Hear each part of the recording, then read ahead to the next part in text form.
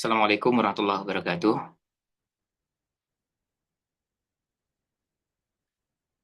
Alhamdulillahilladzi hadana Islam wa ikhtara lana khairul anam Muhammadin alaihi salatu wassalam. Amma ba'd. Alhamdulillah pada kesempatan di hari Selasa malam ini kita kembali bisa hadir melanjutkan kajian kita dari kitab Kaifa Amalahum sallallahu alaihi wasallam atau seni interaksi Rasulullah sallallahu alaihi wasallam. Yang pada kesempatan kali ini kita melanjutkan pembahasan ta'amulun Nabi sallallahu alaihi wasallam ma'akibarisin, interaksi Nabi Shallallahu Alaihi Wasallam dengan orang-orang yang sudah lanjut usia. Sebelumnya interaksi Nabi SAW dengan kaum wanita, lalu pembahasan berikutnya adalah interaksi Nabi SAW dengan orang-orang yang sudah lanjut usia. Dan pada pembahasan beberapa pertemuan sebelumnya, pengantarnya sudah pernah kita sampaikan. Ya, kemudian beberapa contoh bentuk interaksi Nabi Shallallahu Alaihi Wasallam.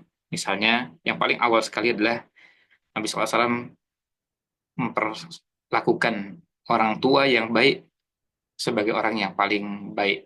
Ya. Karena orang yang paling baik adalah orang yang umurnya panjang, baik amalnya. Mantola umruhu wa hasuna amaluhu. Kemudian, interaksi yang lain, Nabi SAW juga menganjurkan umatnya untuk memuliakan, menghormati orang tua. Lalu, pada kesempatan yang lain juga, kesempatan sebelumnya kita sudah sempat sampaikan, bentuk terapan dari anjuran tersebut, para sahabat menghormati, memuliakan orang tua. Dan itu ditemukan dalam beberapa contoh perilaku para sahabat. Kemudian Rasulullah SAW juga memuliakan orang tua dan orang yang lemah, dan beliau berharap beliaulah yang lebih duluan mendatangi orang tua. Jadi bukan didatangi, tapi mendatangi. Selain itu, beliau juga berusaha untuk menyambut baik orang tua yang datang, dan sesekali beliau bercanda, bergurau dengan orang tua. Lalu, interaksi yang lain adalah Nabi SAW juga memberi harapan rahmat Allah SWT kepada orang tua. Nah, terakhir yang kita bahas adalah bahwa di antara wasiat Nabi SAW kepada para sahabat dalam perangan adalah jangan sampai membunuh orang tua. Jangan sampai membunuh orang yang sudah lanjut usia.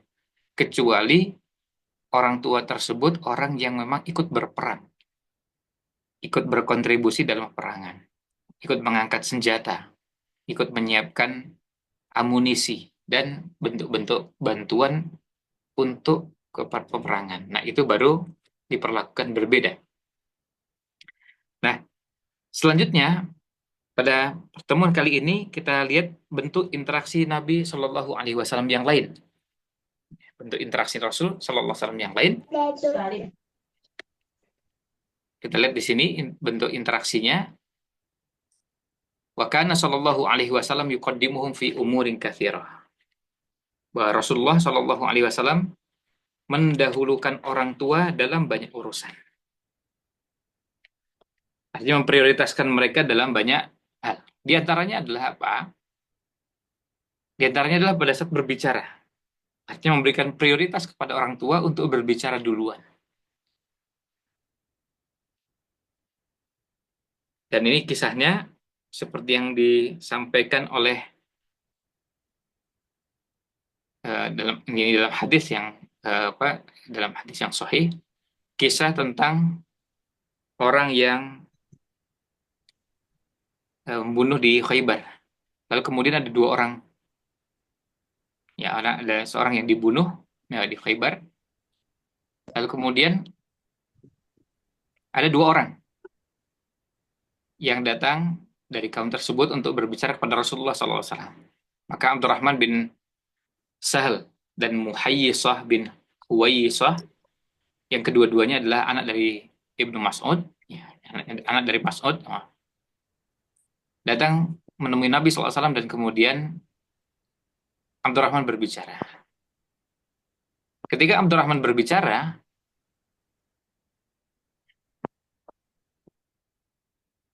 kemudian Rasul SAW bersabda, kabir, kabir.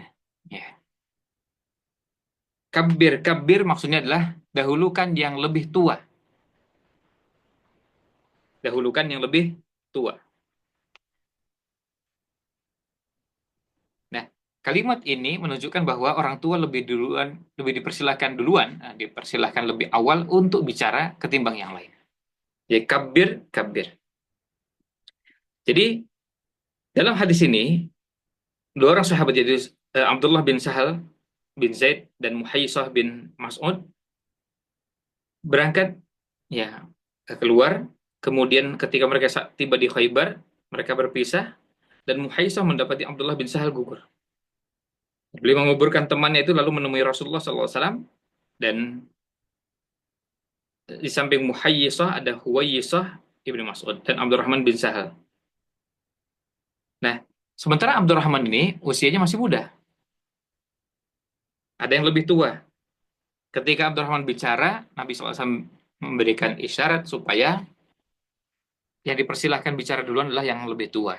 Orang tua dulu. Maka kabir, kabir. Kabir, kabir maksudnya adalah qaddimil kabira asin. Dahulukan yang lebih tua. Maksudnya yang bicara yang lebih tua duluan, baru yang lain. Semuanya akan dapat jatahnya, tetapi yang sepuh dulu, yang tua dulu yang bicara.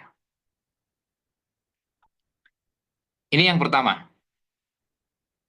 Kemudian bentuk yang lain adalah interaksi Nabi SAW dengan orang tua dalam bentuk mendahulukan orang tua, yaitu mendahulukan orang tua ketika diberi minum, ketika menawarkan minuman. Kita lihat riwayat yang disampaikan oleh Imam Abu Ya'la dari Ibnu Abbas radhiyallahu anhu bahwa Rasulullah SAW kalau memberi minum, beliau bersabda ibda'u bil kabir, atau riwayat yang lain ibda'u bil akabir, mulai dulu dari yang lebih tua. Kalau bahasa kita ya mulai yang sepuh dulu, mulai yang lebih lanjut usia, ada yang tua dulu baru nanti yang muda. Yang muda itu belakangan. Ini ketika disuguhi menawarkan minuman, menawarkan suguhan, maka mulai dari yang lebih tua. Itu yang kedua, ini mendahulukan orang tua dalam beberapa urusan. Kemudian juga mendahulukan orang tua dalam mengimami sholat. Ketika ada orang yang hafalannya sama, kualitas bacaannya sama, yang tua dengan yang muda, maka didahulukan yang tua. Tetapi tentu kalau yang satu, yang muda lebih baik bacaannya, lebih banyak hafalannya, sementara yang tua di bawahnya, maka nanti kondisinya berbeda. Tapi kalau sama, kemampuannya sama, kemampuan baca Qur'annya, kemampuan hafalan Qur'annya sama, maka yang didahulukan yang lebih tua. Dari sahabat Abu Mas'ud Al-Ansari radhiyallahu an, Rasulullah SAW bersabda kepada kami, ya ummul qauma aqra'uhum li kitabillah wa aqdamuhum qira'atan. Rasulullah SAW bersabda bahwa yang diprioritaskan, yang didahulukan untuk menjadi imam bagi suatu kaum, mengimami sholat maksudnya adalah yang paling banyak hafalan Al-Qur'annya.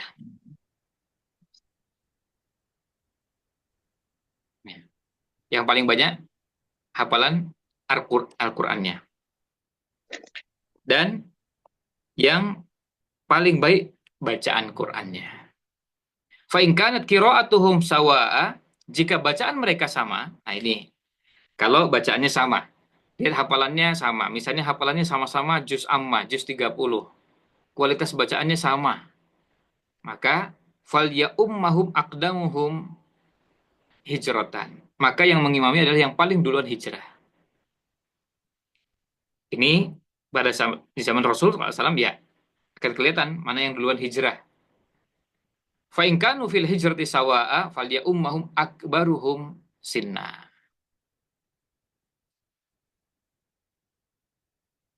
Jika mereka sama dari sisi hijrahnya, ternyata hijrahnya bersamaan, maka yang mengimami adalah yang paling tua. Jadi yang paling tua yang menjadi imam sholat. Ini menunjukkan bahwa pertimbangan usia itu menjadi salah satu pertimbangan untuk mengimami sholat.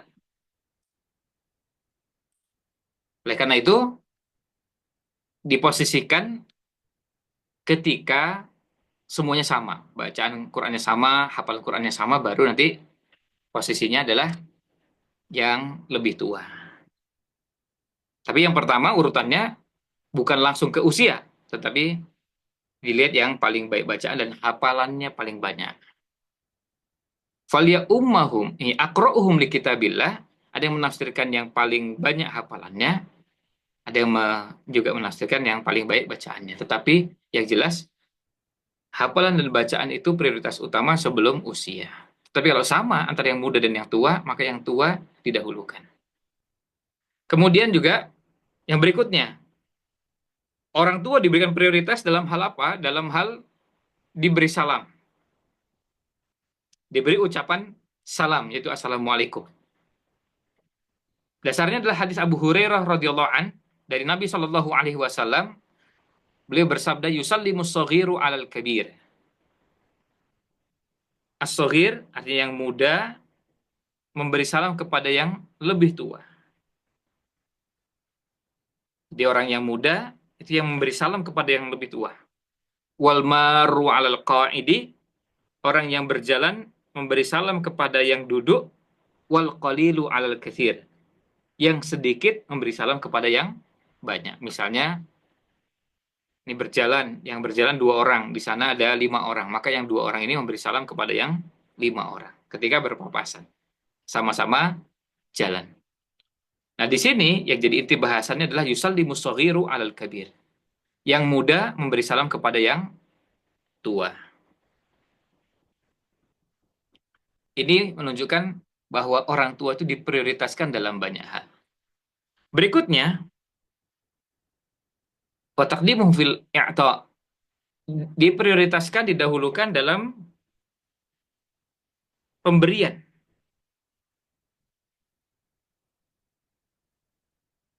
Ya, dalam pemberian.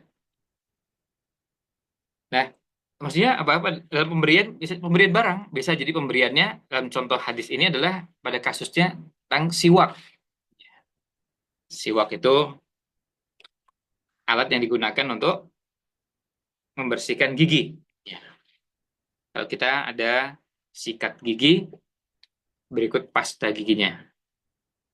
Kalau siwak sudah otomatis sekaligus dua-duanya, pas alatnya, sikat giginya dan pasta giginya. Nah, kita lihat di sini dalam hadis Ibnu Umar radhiyallahu anhuma, Rasulullah Shallallahu alaihi wasallam bersabda ketika aroni fil manami atasawwaku bisiwak. Ketika kata Rasul sallallahu alaihi wasallam, ketika saya sedang tidur, saya bermimpi. Saya bermimpi menggunakan siwak.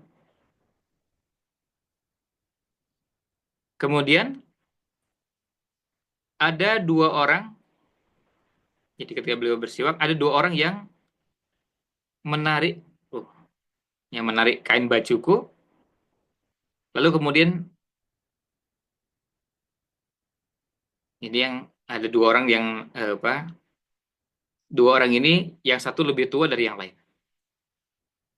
Kemudian ketika saya berikan siwak itu kepada yang lebih muda, dikatakan kepadaku, kabir.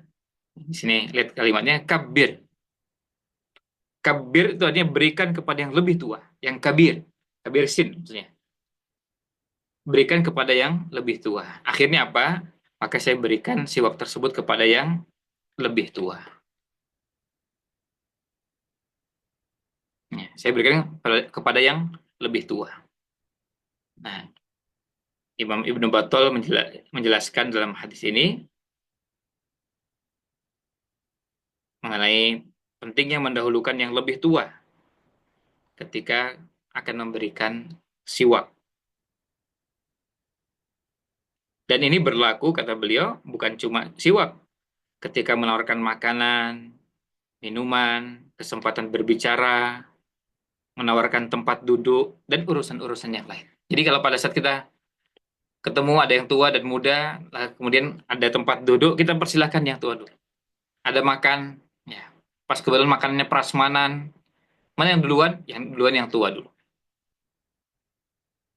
Jadi yang tua didahulukan ketika melakukan hal-hal seperti ini. Imam Al-Muhallab juga mengatakan hal yang sama. Jadi mereka termasuk ketika duduk juga. Jadi ketika duduk maka dipersilahkan yang lebih tua dulu.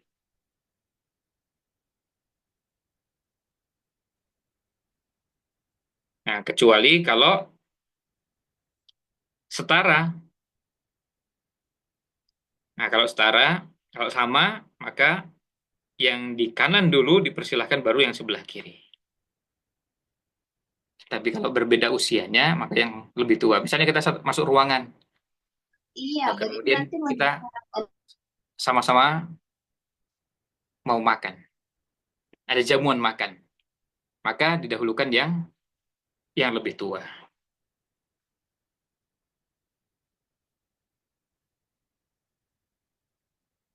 Nah, kita lihat di sini dalam hadis Sahal bin Sa'ad As-Sa'idi radhiyallahu an, Nabi Muhammad atau Rasulullah Shallallahu alaihi wasallam disuguhi minuman.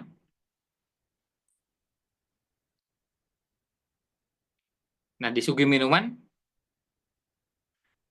kemudian beliau minum.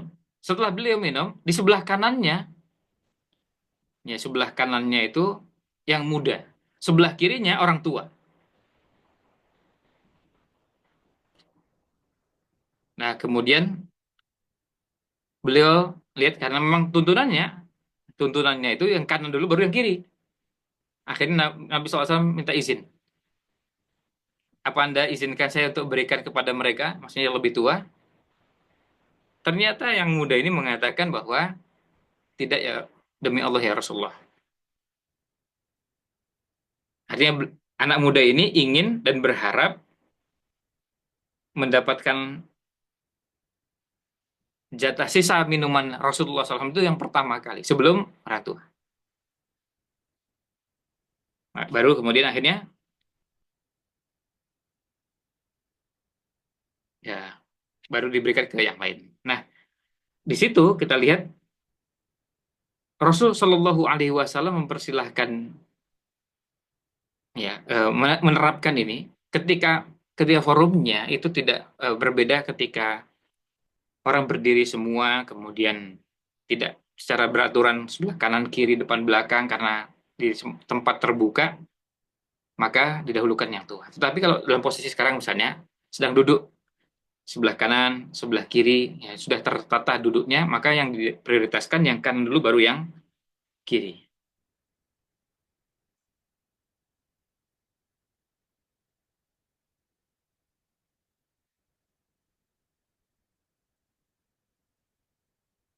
Nah, ini eh, menunjukkan kepada kita bagaimana untuk hal-hal seperti ini yang diprioritaskan adalah yang lebih tua.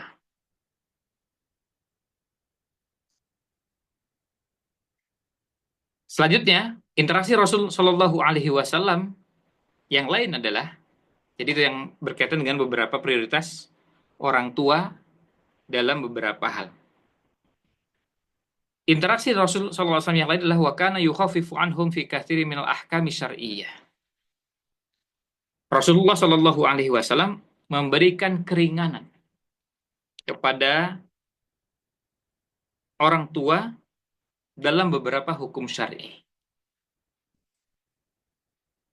Jadi ada kekhususan, ada namanya, istilahnya kalau keringanan itu namanya rukhsah. Ya. Lawannya, kalau itu bukan keringanan, hukum asalnya namanya azimah. Jadi Rasulullah Shallallahu Alaihi Wasallam memberikan keringanan kepada orang tua dalam beberapa hukum syar'i. Di antaranya adalah Rasulullah SAW memberikan keringanan untuk mengganti pelaksanaan ibadah haji jika orangnya sudah sepuh, orangnya sudah tua, sudah lemah dan tidak sanggup berangkat lagi. Jadi Rasulullah SAW mengizinkan haji dengan pengganti. Ini bagi orang tua yang sudah berusia lanjut dan mereka kondisinya sangat lemah dan tidak mampu untuk menunaikan haji sendiri karena kondisinya. Kita lihat di sini pada hadis Ibnu Abbas radhiyallahu anhu, beliau menuturkan bahwa ada seorang wanita dari Khas'am. Ini kabilah Khas'am, jadi imro'ah Khas'amiyah. Wanita Khas'amiyah ini dia mengatakan, "Ya Rasulullah, inna faridatallahi ala ibadihi fil haji adrakat abi syaikhan kabira." Sesungguhnya, ya wahai Rasulullah, sesungguhnya syariat atau kewajiban haji yang Allah telah tetapkan kepada hamba-hambanya juga mengenai bapak saya, tetapi bapak saya sudah syaikhan kabira.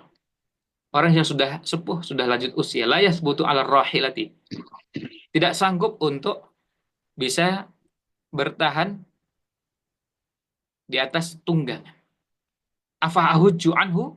Apakah saya boleh berhaji, menghajikannya, menghajikan orang tua saya? Ini berarti anak yang menghajikan adalah perempuan, yang dihajikan bapaknya laki-laki.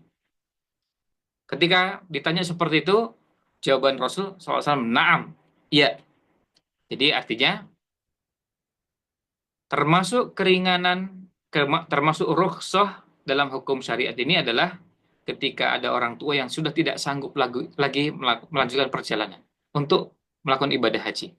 Bisa jadi hartanya cukup, bahkan kalau perlu hartanya melimpah, tapi nggak sanggup melakukan perjalanan jauh karena sudah berusia lanjut. Nah, ini kondisinya berkaitan dengan kondisi fisiknya. Karena kondisi fisik tiap orang bisa berbeda-beda. Ini bukan terkait dengan faktor usia, tetapi karena faktor kesehatan. Karena ada yang kondisi fisiknya misalnya, usianya baru 50-an, tapi kondisi fisiknya sudah betul-betul berat. Nggak sanggup untuk melakukan perjalanan jauh. Jangankan dari Yogyakarta sampai dengan Madinah. Yogyakarta sampai ke Sragen saja berat luar biasa. Jogja sampai ke Purwokerto aja sudah beratnya luar biasa. Apalagi kalau sampai ke Madinah. Meskipun pakai kendaraan yang ber-AC, kursinya empuk, tetap nggak sanggup. Nah, ini bisa dihajikan. Tapi ada orang yang usianya sudah 70 tahun tapi masih segar dan masih bisa melaksanakan ibadah haji. Nah, ini semua tergantung dari kondisi masing-masing. Nah, di sini diberikan rukhsah atau keringanan.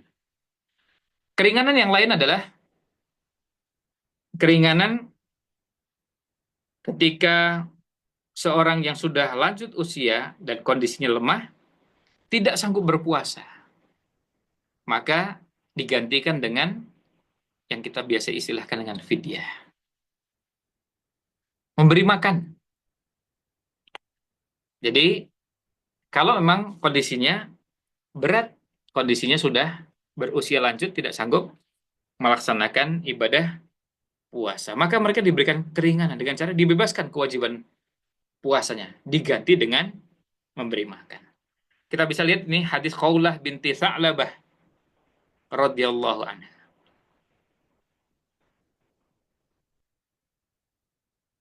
Ketika suaminya mengucapkan kata-kata zihar, ya, zihar itu artinya seorang suami mengatakan kamu seperti ibuku. Maksudnya ungkapan ini adalah ungkapan untuk menggambarkan bahwa kamu haram hukumnya saya gauli.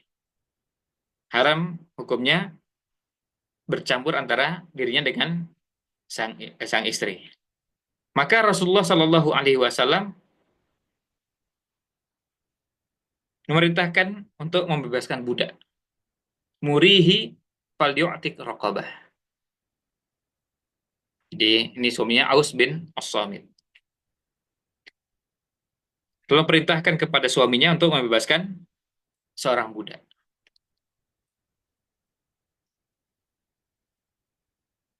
Ketika disampaikan, ya Rasulullah, demi Allah, dia tidak bisa dan tidak mampu membebaskan budak. Nggak punya sesuatu, nggak punya harta yang bisa digunakan untuk membebaskan budak. Lalu disampaikan, "Fal yasum syahraini mutatabi'ain." Kalau gitu, puasa 2 bulan berturut-turut. Lalu disampaikan lagi, demi Allah ya Rasulullah, dia orang tua, syaikhun kabir. Orang tua yang sudah berusia lanjut, ma bihi min siyam. Nggak sanggup berpuasa. Kalau gitu apa? Fal yut'im sittina miskinan wasakan min tamrin. Kalau gitu, memberi makan 60 orang miskin wasak dari kurma.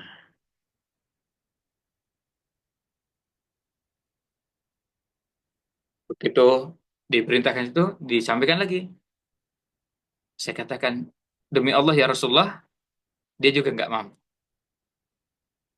Akhirnya Rasul SAW bersabda, kalau gitu kita bantu dia dengan kita bantu siapkan kurma untuk diberikan kepada orang-orang yang membutuhkan.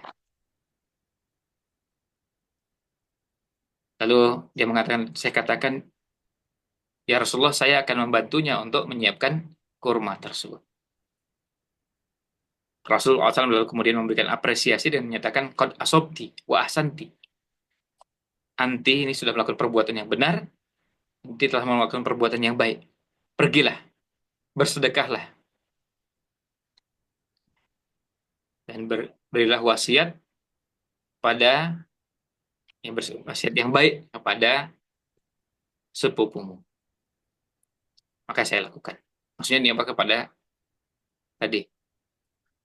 Pada kasus ini kita lihat diberikan keringanan karena nggak sanggup berpuasa. Kita lihat di sini redaksinya. Ketika diminta untuk puasa 2 bulan berturut-turut nggak sanggup, maka keringanannya adalah memberi makan. Karena apa? Karena memang nggak sanggup apa? Berpuasa. Ada rukhsah. Nah kemudian yang terakhir, masih terakhir untuk malam ini, keringanan yang diberikan adalah dengan memendekkan sholat. Karena mempertimbangkan ada orang tua di belakangnya. Meringankan, memendekkan sholat karena ada orang tua. Rasulullah SAW memerintahkan kepada para imam yang mengimami sholat kaum muslimin untuk meringankan sholat karena mempertimbangkan orang-orang tua yang ada di belakang mereka. Hadisnya adalah hadis yang sahih dari Abu Hurairah radhiyallahu an. Sesungguhnya Rasulullah SAW telah bersabda, "Idza shalla ahadukum lin-nasi falyukhaffif." Jika salah seorang di antara kalian sholat mengimami orang-orang, maka hendaklah meringankan. Meringankan. Artinya sholatnya tidak yang panjang-panjang. Fa inna minhum ad-dha'if. Karena di antara mereka ada orang yang lemah. Was-saqim. Ya, orang yang lemah memang lemah fisiknya. Was-saqim, orang yang sakit. Wal kabir, dan orang tua. Orang yang sudah berusia lanjut. Tapi wa idza shalla ahadukum li nafsihi, jika salah seorang di antara kalian sholat untuk sendirian, sholat sendiri, fal yutawwil masya'a. Maka silahkan panjangkan dengan panjang yang dia kehendaki. Silahkan. Kalau mau panjangan, panjangkan. Kalau sholat sendirian. Itu sebabnya ini juga menjadi kelebihan yang dimiliki oleh kaum wanita.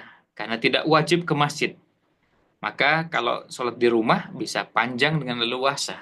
Tanpa terikat dengan makmum. Sementara kalau imam, apalagi kaum laki-laki yang mengimami sholat di masjid, harus mempertimbangkan ini. Lihat orang di belakangnya. Ketika ada orang tua, ada sebagian yang sholatnya pun sekarang sudah pakai kursi. Nggak mungkin kita mau panjang-panjang. Tapi kalau kita sholat sendirian, falyutawil masya'a. Silahkan panjangkan semaunya. Panjangkan semaunya. Kita pernah sampaikan dalam kesempatan beberapa tahun yang lalu, dalam kajian ini juga bahwa mengenai panjang pendek sholat ini ada yang memang diberikan keleluasan kepada masing-masing pribadi. Contohnya adalah pada saat kita menceritakan ada seorang seorang muslimah di salah satu kota yang ketika sholat, di sholat duhur, menyelesaikan Al-Baqarah. Al-Baqarah diselesaikan, artinya bukan 100-200 ayat, bukan satu juz, tapi sudah masuk juz ke, ya, bergeser dari juz pertama masuk ke juz kedua, dan dengan panjang yang luar biasa. Bahkan, ya, kalau juznya tentu kalau surat Al-Baqarah kita ketahui bersama, itu sampai akhir surat Al-Baqarah sudah masuk ke juz ketiga. Jadi bisa leluasa. Tapi kalau ngimami sholat, perhatikan ada ad-dhaif, as-sakim, al-kabir. Ada yang lemah, ada yang sakit, dan ada orang tua. Ini menunjukkan bahwa syariat mempertimbangkan orang tua dalam beberapa bahasan, termasuk diantaranya adalah pada saat mengimami sholat. Ini ulasan yang bisa kita bahas pada kesempatan kali ini. Mudah-mudahan ada manfaat yang kita bisa ambil. Mohon maaf jika kurang berkenan. Wallahu a'lam. Sallallahu alaihi wasallam ala Nabi Muhammad wa ala alihi wa sahbihi ajmain.